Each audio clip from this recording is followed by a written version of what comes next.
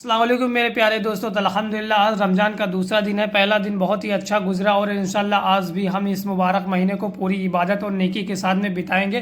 तो चलिए अभी सुबह के 4 बज रहे हैं और अब हम सहरी करने जा रहे हैं। सहरी करना सुन्नत है, इसीलिए हमें इसे कभी छोड़ना नहीं चाहिए। आज हमने हल्का खाना खाया क्योंकि दिन भर रोज़ा रखना है, जिससे हमारी एक्टिविटी में कोई प्रॉब्लम ना हो। फजर की अजान हो गई, चलिए रोज़े की नियत कर लेते हैं और नमाज़ पढ़ते हैं। फजर हमने फजर की नमाज अदा कर ली। अब इंशाल्लाह हम कुरान शरीफ की तिलावत की नमाज पढ़ने के बाद में हम कुरान शरीफ की तिलावत करने के लिए बैठ गए और इस मुबारक महीने में हमें ज़्यादा से ज़्यादा कुरान शरीफ की तिलावत करनी चाहिए। रोज़े के दौरान हल्की थकान होती है, लेकिन यह हमारे सब्र और अल्लाह की नियमतों की याद दिलाती है। और अब ज़ोहर का टाइम हो जाता है, तो अब हम चले जाते हैं ज़ोहर की नमाज अदा करने के लिए जुम्मा पार्क में। अल्हम्दुलिल्लाह हमने ज़ोहर की नमाज अदा कर ली है। ज़ोहर की नमाज पढ़ने के बाद में हम इन अंकल के पास आ जाते हैं फल फ्रूट लेने के लिए, क्योंकि फल फ्रूट ये बहुत सही रेट में देते थे। भाई से मेरी मुकालात होता है, तो ये भाई अपने स्टाइल में पूछ रहा था कि आपने रोज़ा नमाज रखते हो कि नहीं रखते हो। तो मैंने कहा अल्हम्दुलिल्लाह हम रोज़ा नमाज रखते हैं। असर का टाइम हो जाता है, तो अब हम असर की नमाज अदा कर लेते हैं। इफ्तारी हम अपने घर पे करेंगे, तो हमारी अम्मी यहाँ पे फुल तैयारी कर रही थी, इफ्तारी वगैरह बना रही थी। तो अब हम इफ्तारी करने के लिए बैठ गए हैं। अल्हम्दुलिल्लाह अब अजान हो चुकी है, अब हम रोज़ा खोलते हैं और अब मगरिब की नमाज पढ़ने के लिए हम शब में खड़े हो जाते हैं। अल्हम्दुलिल्लाह हमारा आज का रोज़ा बहुत अच्छा गुजरा। ईशा का वक्त हो जाता है, तो हम तरावी पढ़ने के लिए मस्जिद में आ जाते हैं। नमाज पढ़ने के बाद में हम इन दोस्तों के साथ में थोड़ा देर गुफ्तगू करने लगते हैं। अगर आपको ये मिनी ब्लॉग पसंद आया होगा तो प्लीज़ लाइक करें, शेयर करें, सब्सक्राइब करें। मिलेंगे इंशाल्लाह नेक्स्ट वीडियो के साथ में। कब तक के लिए